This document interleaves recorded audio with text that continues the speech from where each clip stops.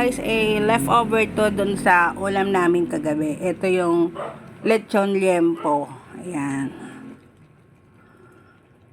So, ilalagay natin to.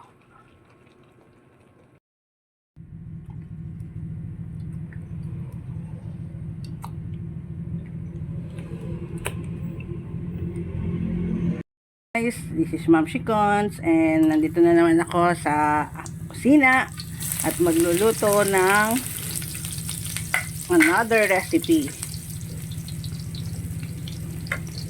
So yan, nilagay natin una yung onion. So dahil weekend na, Friday, so yan, sunod natin ulit ang bawang.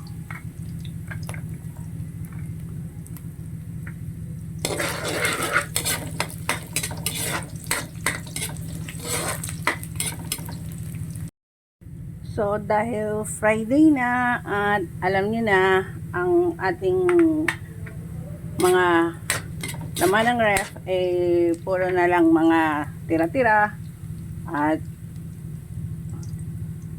ayan, weekend, market day ulit. So, kailangan nating i-dispose na yung mga leftover food natin. Tumatalsik leftover food natin sa ating mga fridge, sa ating mga ref.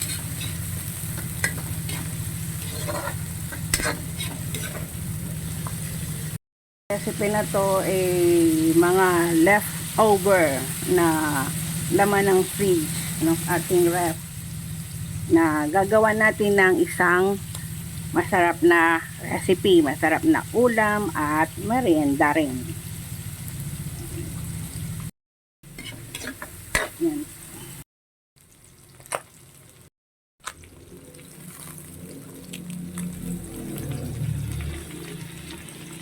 Lalagay tayo ng konting patis.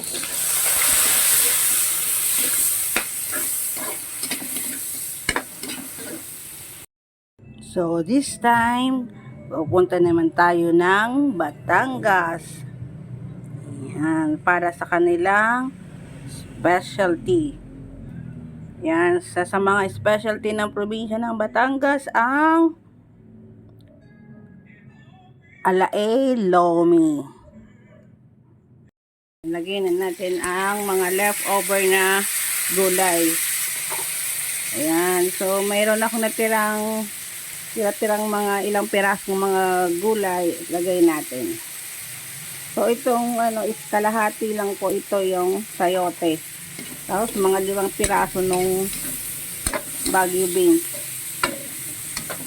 Plano ko sana ilalagay yun sa nilaga. Para hindi nabibili ng meat at yung mga tira-tira sa ref, yun na lang ating gawing recipe for today. Tsaka isa pa, nag-crave din ako nito. Yan, itong recipe nito. Next, yan. Lagyan natin ang repolyo.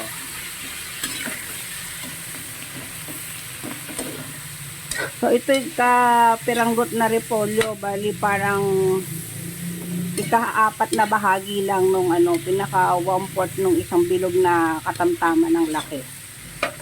Ayan. So, yan. May garden press. Na tayo. Ayan. Ito pa. May natira tayong kapiranggot na carrots. Isama na rin natin para may beta carotene ang ating recipe ngayon. Tapos so mag-a-add tayo ng water. Ayan. Ayan. So enough muna to, 2 cups ng big cup yung aking ginamit. So, ayan, antay natin kumulo. Ayan, kumukulo na. At ilalagay na natin ang ayan, ang main ingredients. So, ito ay tira lang din to, itong ating lomi noodles. Bali nung isang araw, naggawa ako ng ramen naman. Ayan. So, yung isang pack niyan, hinati ko lang. So, may natira din. So, ito yung ating ginamit. Gamitin na kasi nga weekend na. So, kailangan mamalengke na ulit. Palit tayo ng stock sa ating ref. So, yan. Meron na tayong masarap na lomi recipe. Dahil sa mga leftover na pagkain sa ref. Lagyan natin ng konting ayan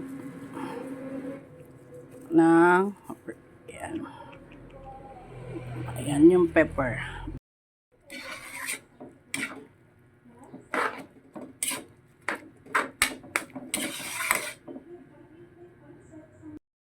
So, ito guys ay yung sarsa na hindi nagamit doon sa binili kong lechon. Ayan, so gagamitin natin itong sarsa na to. Ilalagay natin para mas malasa. Ito yung sarsa ng lechon, so ilalagay ko. Ayan.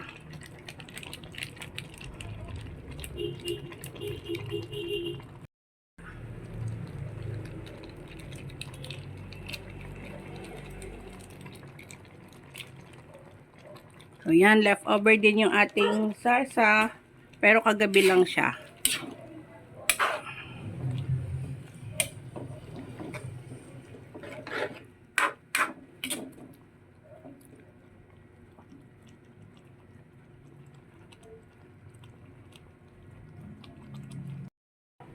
Ayan, guys.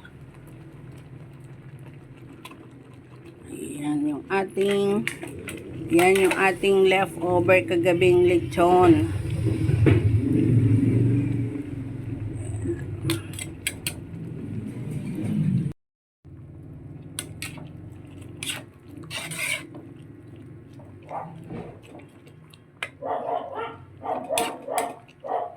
Yan, luto na yung ating lomi overload. Ayan, tapos top tayo ng ayan, chicharon.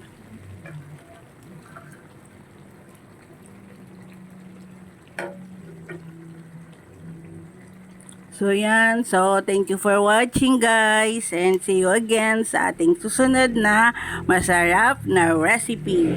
So, sa mga nanonood po, don't forget to like, share, and subscribe. So this is Ma'am Shikon saying thank you and bye!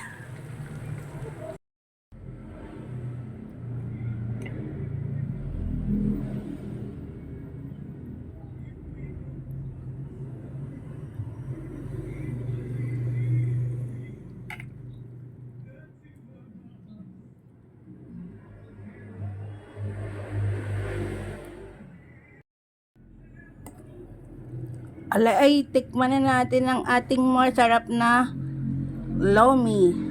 Kahit po ito leftover lang, pero panalo sa lasa. Ayan. Overload lomi. Ayan, guys.